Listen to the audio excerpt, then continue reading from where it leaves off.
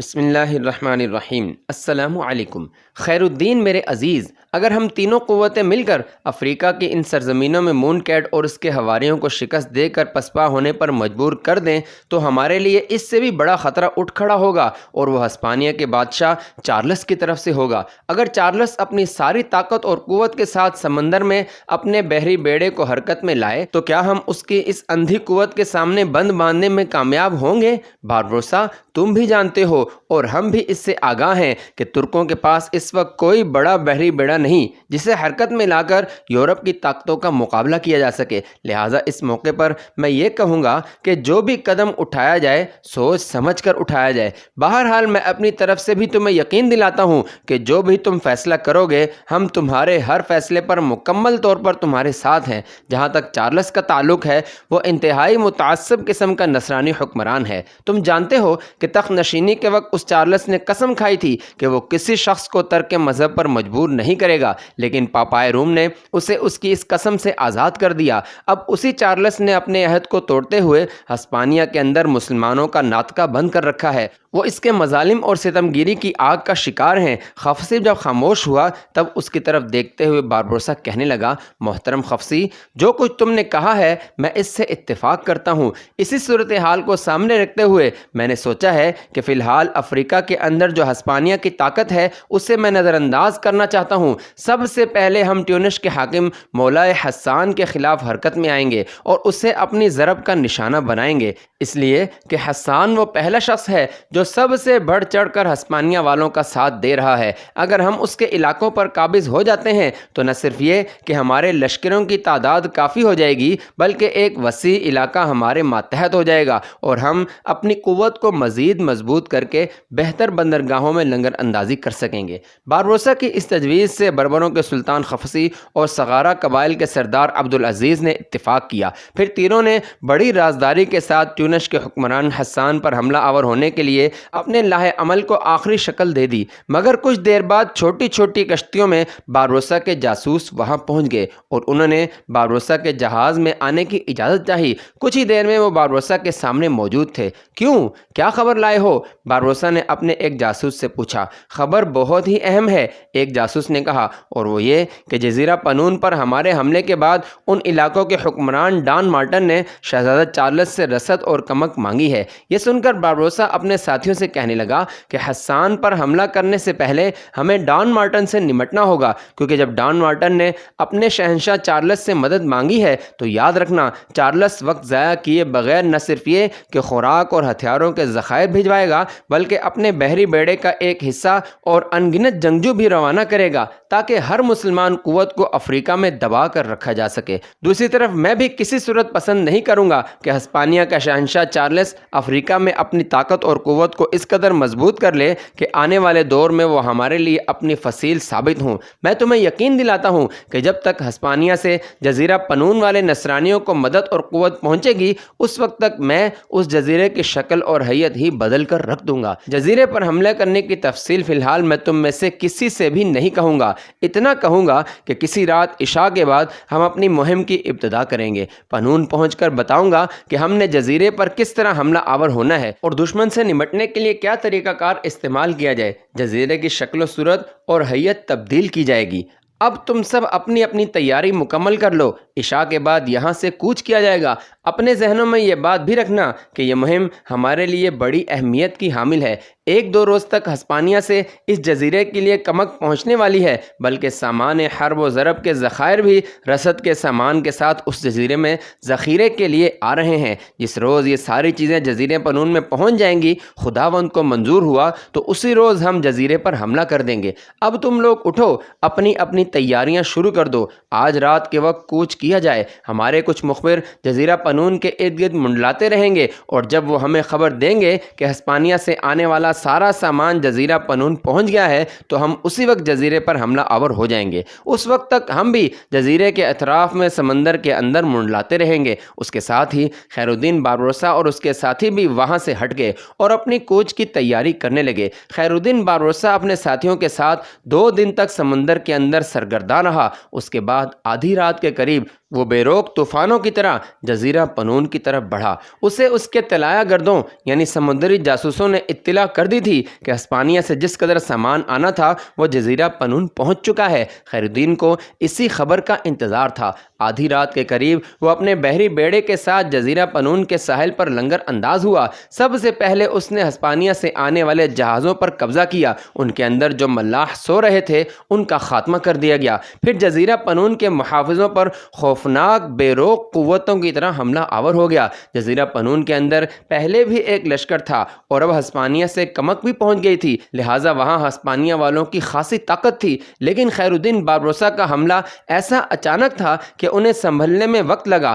تاہم جزیرہ پنون کا ہسپانوی سالار اور کماندار ڈان مارٹن سنبھل گیا اور مسلمانوں کے خلاف اس نے جوابی کارروائی شروع کر دی، لیکن مسلمانوں کے تیز حملوں کے سامنے اس کی ہر کوشش ناکام ہو رہی تھی۔ کافی دیر تک جزیرہ پنون میں ہولناک جنگ جاری رہی۔ بالآخر خیر الدین باربروسا کا لشکر ہسپانویوں کے لشکر پر غالب آتا دکھائی دینے لگا۔ جزیرہ پنون میں جو ہسپانوی تھے جب انہوں نے دیکھا کہ ان کے لشکر کی زیادہ تعداد کو حملہ آوروں نے موت کے گھاٹ اتار دیا ہے اور رات کی تاریکی میں جنگ اسی طرح جاری رہی تو جزیرہ پنون میں جس قدر ہسپانوی ہیں ان کا مکمل طور پر صفایا کر دیا جائے گا۔ تب انہوں نے حملہ آور خیر الدین باربروسا کے سامنے ہتھیار ڈال دیے اور امان کے طالب ہوئے۔ جزیرے کے اندر جس قدر ہسپانیہ کے جنگجو تھے سب کو نہتہ کر کے گرفتار کر لیا گیا۔ جزیرے کے اندر جو مضبوط اور مستحکم قلعہ تھا اس کے اندر سامان حرب و ضرب کے علاوہ رسد کا سامان بھی رکھا جاتا تھا۔ اس قلعے کی فصیلوں کو گرا کر خیر الدین باربروسا نے تہس نہس کر دیا۔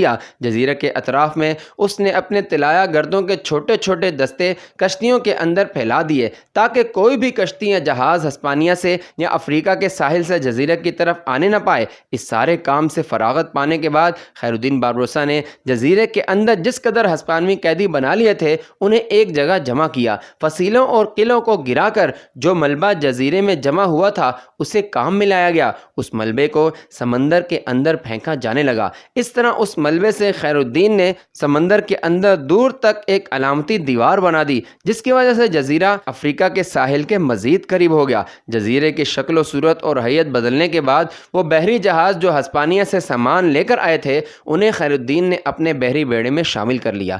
ہسپانوی جاسوسوں کے ذریعے اس حملے کی خبر الجزائر میں موجود مون کیڈ نامی ہسپانوی حکمران کو ہو گئی کہ باربروسا نے جزیرہ پنون پر حملہ آور ہو کر ہسپانوی والوں کو نقصان پہنچایا ہے، لہٰذا اس نے ایک بیڑا جزیرہ پنون میں ہسپانویوں کی مدد کے لیے روانہ کیا۔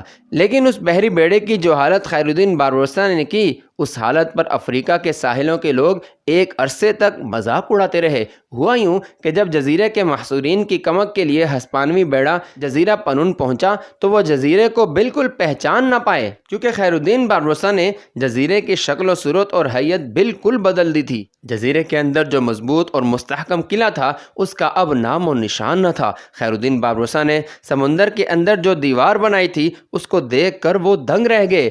ہسپانوی بیڑا جب محصورین کی تلاش میں اس دیوار کے قریب اندر گھس آیا تب خیر الدین باربروسا نے اپنے بحری بیڑے کے ساتھ ہسپانوی بیڑے کو چاروں طرف سے گھیر لیا۔ سمندر کے اندر ہولناک جنگ ہوئی جس کے نتیجے میں مسلمان غالب رہے۔ جہازوں کے اندر جس قدر ہسپانوی تھے ان میں سے اکثر کو موت کے گھاٹ اتار دیا گیا، باقیوں کو چپو چلانے کے لیے قیدی بنا لیا گیا۔ ہسپانوی بیڑے کا جو کپتان تھا وہ بھی قیدیوں میں شامل کر لیا گیا۔ ایسا کرنے کے بعد بڑی برق رفتاری کے ساتھ باربروسا الجزائر کے ساحل کی طرف بڑھا۔ وہاں مزید علاقوں پر اس نے قبضہ کر لیا اور وہاں اپنا ایک مضبوط اور مستحکم مستقر بنانے کا ارادہ کیا۔ ہسپانیہ کا بادشاہ چارلس کسی صورت پسند نہیں کرتا تھا کہ خیر الدین باربروسا جیسی بحری قوت الجزائر کو اپنا مسکن بنائے کیونکہ وہاں سے آبنائے جبل طارق بہت قریب تھی اور پھر وہاں سے ہو کر نئی دنیا کے خزانے اسپین آتے تھے۔ خیر الدین باربروسا خزانے لانے والے جہازوں پر حملہ آور ہو سکتا تھا اور پھر ہسپانیہ کا ساحل بھی وہاں سے نزدیک تھا۔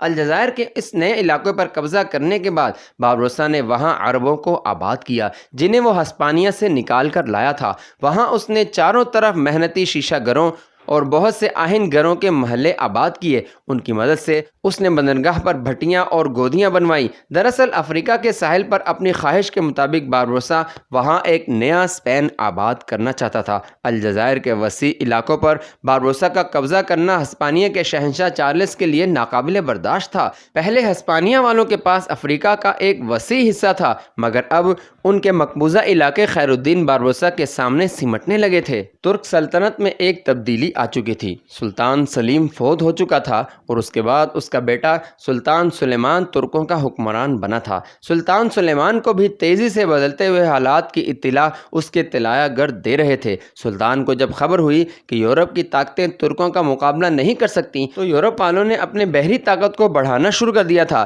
تاکہ سمندر میں مسلمانوں پر غلبہ حاصل کر کے اپنے لیے خشکی میں بھی فوائد حاصل کرے۔ ان حالات میں سلطان سلیمان نے تیز رفتار قاصد باربروسا کی طرف بھجوائے اور اسے قسطنطنیہ طلب کیا۔ سلطان سلیمان کا حکم ملنے کے بعد افریقہ میں باربروسا نے اپنے علاقوں پر اپنے کچھ لشکری متعین کیے۔ اس کے بعد اس نے سلطان سلیمان کی خدمت میں حاضر ہونے کے لیے کوچ کیا۔ قسطنطنیہ جانے کے لیے اس نے عجیب و غریب راستے کا انتخاب کیا۔ اس غیر معمولی ذہانت رکھنے والے امیر بحر نے پہلے شمال کا رخ کیا اور ایک ہسپانوی جزیرے پر آندھی اور طوفان کی طرح حملہ آور ہوا۔ جزیرے میں جس قدر ہسپانوی تھے انہیں اس نے موت کے گھاٹ اتار دیا۔ جزیرے میں جس قدر مال و اسباب تھا وہ جہازوں پر لاد کر وہاں سے چلتا بنا۔ اس کے بعد اس نے جنوب مشرق کی طرف رخ کیا، اس لیے کہ سمندر کے اندر اس کے سرگرداں ملاحوں نے خبر دے دی تھی کہ جنیوا والوں کے کچھ جہاز غلہ اور اناج لے کر جا رہے ہیں، لہٰذا خیر الدین ان کی طرف بڑھا۔ وہ جنیوا کے جہازوں پر حملہ آور ہوا اور سارے غلے اور اناج پر اس نے قبضہ کر لیا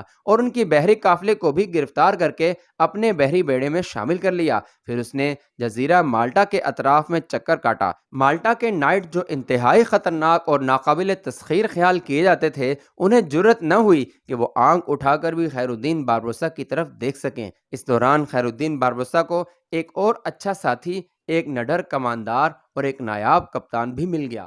اس کا نام ترغوت تھا۔ یورپ والے اسے زیادہ تر دارغوت کے نام سے جانتے تھے۔ یہ اناطولیہ کا رہنے والا تھا، پہلے پہلوان تھا۔ اس پیشے سے اس نے خوب پیسہ بھی کمایا۔ اس سے ایک چھوٹی سی کشتی خریدی۔ اس کے بعد اپنے ساتھیوں میں اضافہ کرتے ہوئے اس نے بھی ہسپانیہ سے مظلوم اور ستم رسیدہ مسلمانوں کو نکالنے کا کام شروع کیا تھا۔ جزیرہ پنون پر قبضہ کرنے کے بعد جب خیر الدین باربروسا نے مغرب کی طرف ایک لمبا چکر کاٹا تو اس دوران دراگوت اپنے سارے ساتھیوں کے ساتھ خیر الدین باربروسا سے آن ملا۔ اس طرح خیر الدین باربروسا کی بحری طاقت اور قوت میں اضافہ ہوا تھا اور اسے ایک نڈر کپتان بھی مل گیا تھا۔ مورخین کا کہنا ہے کہ ترغوت انتہا کا دلیر اور نڈر تھا اور اس لیے ان مواقع پر بھی اس سے زیادہ کامیابی ہوتی تھی جب اس کے پاس تھوڑے سے جہاز بھی ہوتے، اور یوں وہ تنہا چند جہازوں کی کمانداری کرتے ہوئے دشمن کو شکست دینے کا ہنر جانتا تھا۔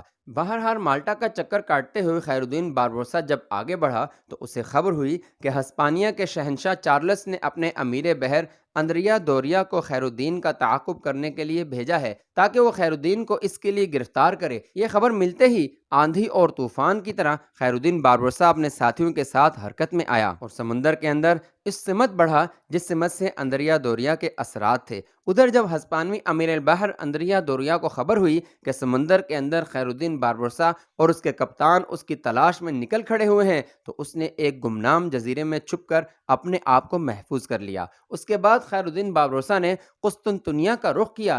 گیلی بول کے قریب اس نے اپنے بوسیدہ جہازوں پر رنگ کرنے کا اہتمام کیا۔ اس کے بعد وہ قسطنطنیہ میں سلطان سلیمان کی خدمت میں حاضر ہوا۔ جب اس کا بحری بیڑا قسطنطنیہ کے سمندر میں داخل ہوا تو عجیب سا سما تھا۔ کالے جہازوں پر جھنڈے لہرا رہے تھے، جہازوں سے توپیں سلامی دے رہی تھیں اور قسطنطنیہ کی طرف آتے ہوئے انہوں نے جو جنیوا اور دوسرے دشمن قوتوں کی کشتیاں اور جہاز چھینے تھے وہ پیچھے پیچھے آ رہے تھے جو سامان سے بھرے اور لدے ہوئے تھے۔ خیر الدین جب دیوان عام میں سلطان سلیمان کی خدمت میں حاضر ہوا تو اس کی شان آن بان عجیب تھی۔ اس کے ساتھ اس وقت کے اس کے 18 انتہائی تجربہ کار کپتان تھے اور ساتھ ہی مال غنیمت سے بھرے ہوئے وہ جہاز اس نے سلطان سلیمان کی خدمت میں پیش کیے جو سمندر کے اندر اس نے دشمن قوتوں سے حاصل کیے تھے۔ سلطان سلیمان اور خیر الدین کی ملاقات بھی عجیب و غریب تھی۔ سلطان کے سامنے ایک ایسا شخص کھڑا تھا جس کی داستانیں سمندر سمندر مشہور تھیں۔ سلطان سلیمان نے دیکھا اس کا جسم بھاری تھا، اس کے انداز میں بے چینی تھی، اس کے چہرے کی رنگت تانبے کی سی ہو گئی تھی، اس کی داڑھی میں کہیں کہیں سفید بال بھی جھلکنے لگے تھے۔ سلطان سلیمان نے یہ بھی دیکھا کہ وہ پہلوانوں کی طرح تنومند تھا، اس کی ناک چونچ کی طرح نوکیلی تھی۔ سلطان سلیمان کو کچھ لوگوں نے بتایا کہ وہ دل کا بڑا نرم ہے، لیکن جب غصہ آتا ہے تو بڑا سنگ دل ملاح بن جاتا ہے، پیدائشی ملاح ہے، اور یہ کہ اسے پہلے ہی پتہ چل جاتا ہے کہ اس کے خلاف طوفان اور جھکڑ کس سمت سے اٹھنے والے ہیں۔ سلطان سلیم نے اسے اپنی بحریہ کا امیر بنا دیا اور اس کے ذمے یہ کام لگایا کہ سمندر کے اندر یورپ کی ہر بحری طاقت کو شکست دے کر اپنے ساتھ مصروف رکھے، تاکہ سلطان سلیمان ایشیا اور یورپ کے اندر خشکی کی مہموں کی طرف اپنی توجہ مبذول کرنے کے لیے پوری آزادی سے فارغ ہو۔ ملاقات کے دوران سلطان سلیمان نے خیر الدین باربروسا اور اس کے ساتھیوں کو مرصع تلواریں عنایت کی اور اپنا اسلحہ سازی کا کارخانہ ان کے سپرد کیا، اور انہیں حکم دیا کہ وہ اپنی نگرانی میں ایک بہترین بحری بیڑا تیار کریں۔ یہ حکم ملتے ہی باربروسا کی مستعدی اور قوت عملی کی بدولت قسطنطنیہ میں ایک نیا بحری بیڑا تیار ہونے لگا۔ اس کام میں اس کے سارے ساتھی مستعدی کے ساتھ اس کا ساتھ دے رہے تھے۔ پرانے جہازوں کی مرمت ہونے لگی، نئے نئے جہاز اور کشتیاں بننے لگیں، اور ان کے عرشوں پر نئے نئے کماندار مقرر ہونے لگے۔ ترک لشکریوں کو ملاحوں کی رسیوں اور بادبانوں کے استعمال کے گر سکھائے جانے لگے۔ بہت بڑے پیمانے پر حرب و ضرب کا سامان تیار ہونے لگا۔ جہازوں اور کشتیوں کے بنانے کے لیے سلطان سلیمان نے خیر الدین باربروسا اور اس کے ساتھیوں کے لیے لکڑی، کپڑے، تارکول، پیتل کی توپوں اور تانبے اور دوسری اشیاء کے ڈھیر لگا دیے تھے۔ خیر الدین باربروسا کو سلطان نے ہر طرح کی آسائش مہیا کی تھی۔ اس طرح خیر الدین باربروسا اور اس کے کپتانوں اور ساتھیوں کی نگرانی میں قسطنطنیہ کے اندر لگ بھگ 84 جہاز بننا شروع ہو گئے تھے۔ قسطنطنیہ میں قیام کے دوران خیر الدین باربروسا کے طلایہ گرد یعنی سمندری جاسوس ملاحوں نے خبر دی کہ چند ہفتوں تک نئی دنیا کی طرف سے کچھ جہاز آئیں گے جن کے اندر ہسپانیہ کے شہنشاہ چارلس کے لیے سونا لدا ہوا ہے۔ یہ خبر یقیناً باربروسا کے لیے خوش کن تھی، لہذا اس نے اپنے کچھ جہازوں کو علیحدہ کیا۔ ان جہازوں کی کمانداری اس نے کاکاد اور حسن کرسو کے سپرد کی، اور انہیں حکم دیا کہ نئی دنیا سے ہسپانیہ سونا لانے والے جہازوں پر حملہ آور ہوں اور ان سے ہر چیز چھین کر اپنے قبضے میں لے لیں۔ اس طرح چند جہازوں اور کشتیوں کو لے کر اپنے مسلح ساتھیوں کے ساتھ حسن کرسو اور کاکاد قسطنطنیہ سے مغربی سمندروں کا رخ کر گئے۔